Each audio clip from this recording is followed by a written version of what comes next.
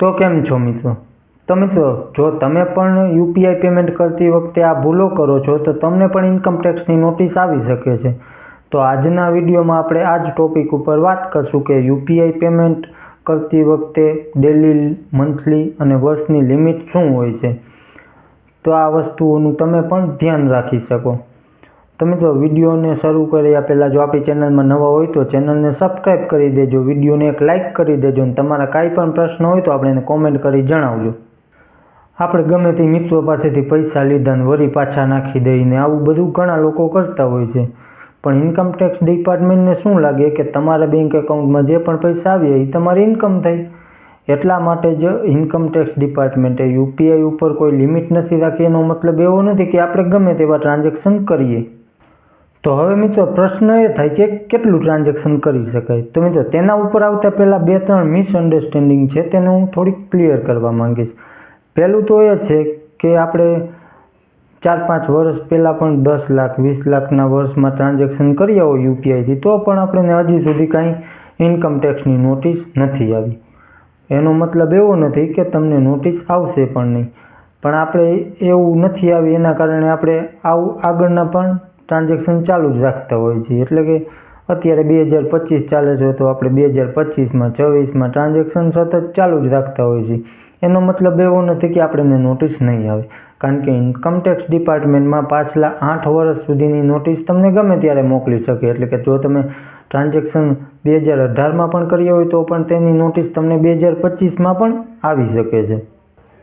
બીજી મિસઅન્ડરસ્ટેન્ડિંગ એ છે કે ઘણા લોકો શું છે કે નાના ગામડાઓમાં જે ઓલી નાની મોટી ખરીદી કરવા જતો એમાં પણ યુપીઆઈથી પેમેન્ટ કરતા હોય છે. અને એમ લાગે કે અહીંયા ગામડાઓમાં આપણે આવી નાની વસ્તુમાં ટ્રાન્ઝેક્શન કરતા હોય તો ઇન્કમ ટેક્સ ડિપાર્ટમેન્ટને શું ખબર પડે, એ તો આપણે બેંક એકાઉન્ટને ટ્રેક કરતું હોય છે. પણ એવું નથી. ઇન્કમ ટેક્સ ડિપાર્ટમેન્ટ આપણી બેંક એકાઉન્ટને ક્યારેય ટ્રેક નથી કરતું, એ આપણા પાન કાર્ડને ટ્રેક કરે છે.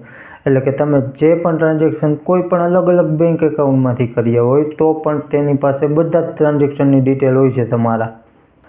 ત્રીજું એ છે કે મિત્રો, જ્યારે આપણે ક્યાંય વાંચ્યું હોય કે ક્યાંય ન્યૂઝમાં જ સાંભળ્યું હોય કે આટલી ઇન્કમ ઉપર આપણે ટેક્સ ભરવાનો થતો નથી. એટલે ઘણા લોકો શું છે કે 4 લાખની માની લો ઇન્કમ હોય એટલે એમને એમ લાગે કે આપણે ટેક્સ તો ભરવાનો થતો નથી, એટલે એ લોકો આઈટીઆર પણ ભરતા નથી.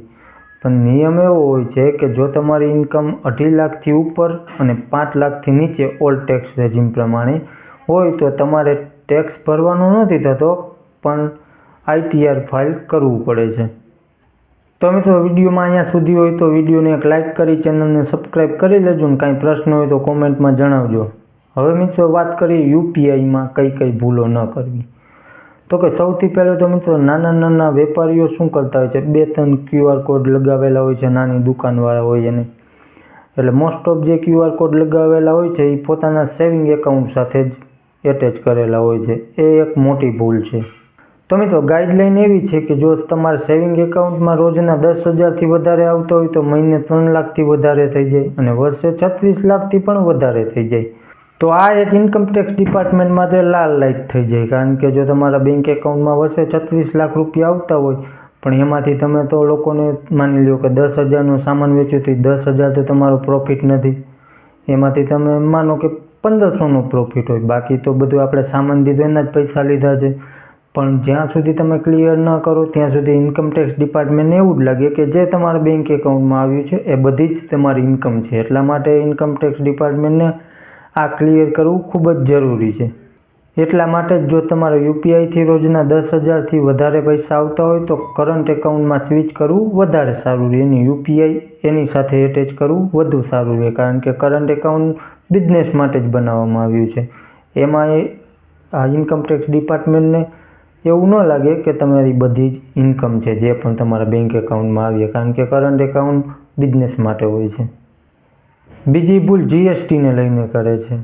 જીએસટીમાં શું હોય છે કે જો તમે કોઈ પ્રોફેશનલ સર્વિસ આપતા હોય તો તમારી બેઝિક લિમિટ વર્ષે 20 લાખ રૂપિયાથી વધારેનું ટર્નઓવર હોય તો તમારે જીએસટી લેવો પડે. બાકી તમે કોઈ માલ વેચતા હોય તો તેની બેઝિક લિમિટ છે 40 લાખ રૂપિયા. એટલે કે 40 લાખ રૂપિયાથી વધારે તમારું વર્ષનું ટર્નઓવર હોય તો એને પણ જીએસટી લેવો પડે. બાકી ઘણા લોકો શું સમજતા હોય કે આપણી ઇન્કમ જે એમાં પ્રોફિટ થયો ટર્નઓવર માને. એને ટર્નઓવર ન કહેવાય. તમે જે પણ માલ વેચ્યો એનું જે પેમેન્ટ આવ્યું અને એ પૈસા તમારા વર્ષે ટર્નઓવર 40 લાખથી વધી જાય તો તમારે GST લેવો પડે.